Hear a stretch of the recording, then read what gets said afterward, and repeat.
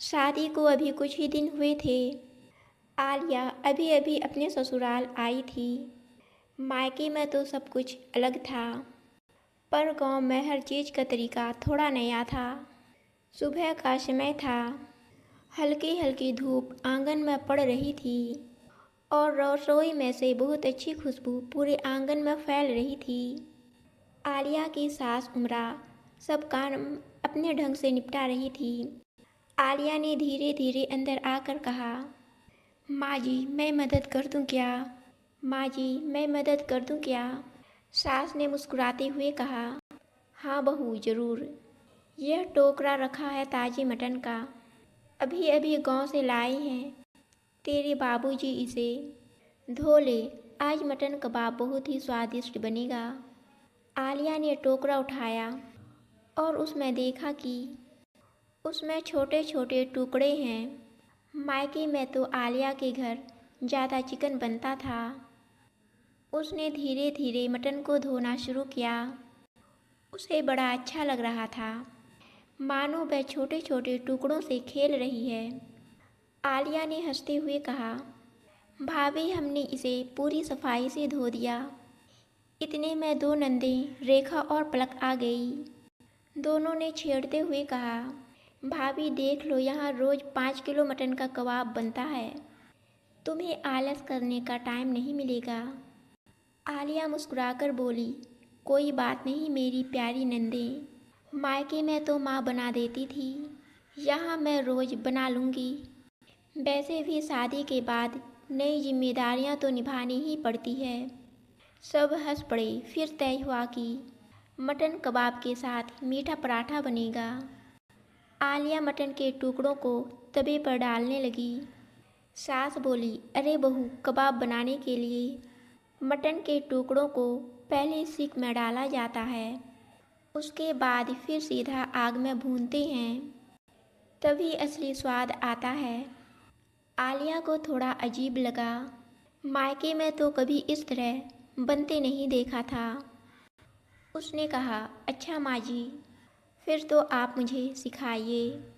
सास ने चूल्हे पर कोयला जलाया, उस पर सीख रखकर भूनने लगी। मायके में तो ओवन में कबाब बनते देखती थी। खुशबू पूरे घर में फैल गई। आलिया ध्यान से देखती रही और धीरे धीरे सीख गई। इस बीच देवर अमित आया और बोला, भाभी चिकन मत बनाना, मुझे बिल्कुल पसंद नहीं है। आलिया हंस पड़ी, अरे देवर जी, अगर सबकी पसंद नापसंद याद रखूंगी तो खाना ही नहीं बन पाएगा। सास ने हंसते हुए कहा, हाँ बेटा अमित, बहू सही कह रही है, घर में सबको संतुलित रखना पड़ता है। हाँ कभी तेरा मन मानना पड़ेगा, कभी दूसरों का।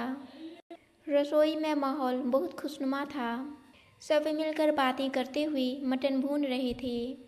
आलिया को पहली बार एहसास हुआ कि ससुराल में भी अगर रिश्ते निभाने का तरीका अच्छा हो तो रसोई भी परिवार को जोड़ने का जरिया बन जाती है। थोड़ी देर में मटन कबाब तैयार हो गया। बाहर से बाबूजी की आवाज़ आई, जरा जल्दी खाना बना लो, पेट में चूहे कूद रहे हैं। खाने के लिए आलिया ने झटपट पराठे बनाने शुरू किए। मायके में तो मशीन से सब बन जाता था, पर यहाँ हाथ से बेलना पड़ रहा था। पहले पराठे गोल नहीं बने। सास ने होली से कहा, कोई बात नहीं बहू, पहली बार में कौन सा गोल सा बनता है, धीरे धीरे सीख जाएगी। पूरा घर खुशबू से भर गया। सभी लोग बैठ गए।